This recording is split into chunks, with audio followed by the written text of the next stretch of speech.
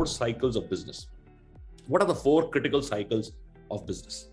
Now, this is where the business, when you start, it's in the foundation stage, stage number 1. And this is the most tricky stage. Tricky stage because you don't know that business so well. Almost every day, the business surprises you, gives you some kind of a nightmare that you are going out of control of this business. Now, that business is a time for learning, but not doing too many mistakes or not doing too much of expense. Keep it tight, keep it, very, very controlled.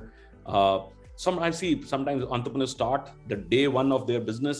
They're bringing their families, their friends, and so many people are coming in and opening this business. And I find most of them, and I've gone to many inaugurations, many of these people have no relevance to their business. Just you want to tell the world that you've got this business and you spend so much of money in your openings.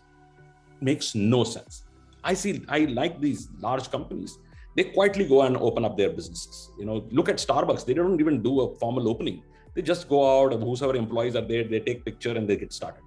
Even a company like Starbucks don't make a situation like that. Why? Because they know that this location would take its own time.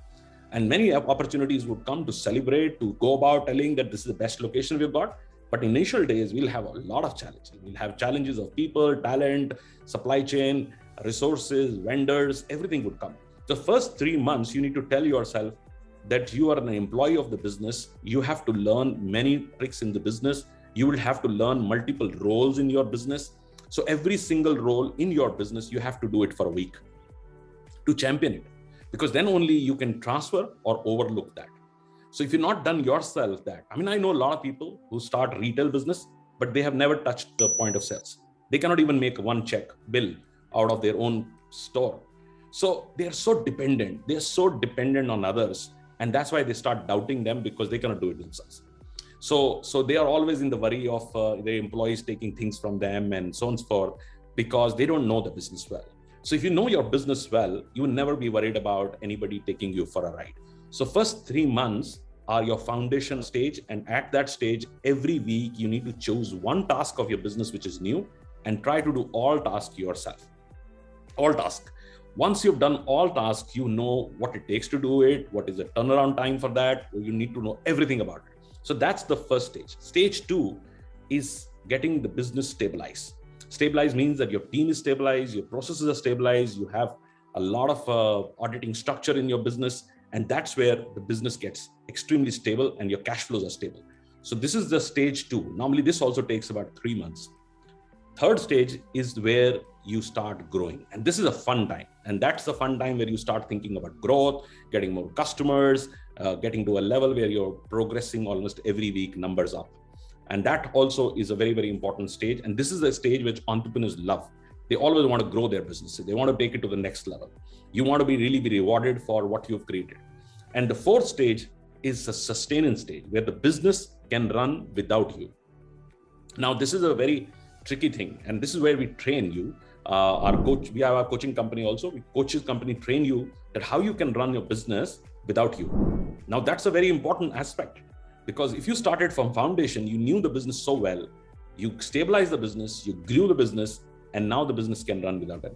Because then you can release yourself from that business and start reproducing success. That's point number 8, that at that stage, you start multiplying your success. And this is where you have got the formula, you got the pattern, you know what to be done. And that's why when you look at people who are doing so many businesses, look at first generation Gautam Adani. While anybody can write anything on media, but I'm becoming fan of this guy because he's done in such a short period so much. Even if he has backing of everybody, which in a lot of time people talk in media, but to just do what he's done takes a lot of effort. So it's unless and until you are really somebody who's a great executor, somebody who has a full of ideas, somebody who can attract the best talent, it's not easy to do what he's done. A lot of people have resources, relationships, backing, but they cannot do what he's done because of the ability to have that pattern. Anytime he sets a business, he turns around the business very, very fast. And all successful entrepreneurs globally would have that pattern. They have a pattern to really make their success reproduce. So they can reproduce whatever they have achieved into another business. So you really have to ask yourself, if you have released yourself and you know exactly what needs to be done to make it successful, then you can get on to reproducing that success.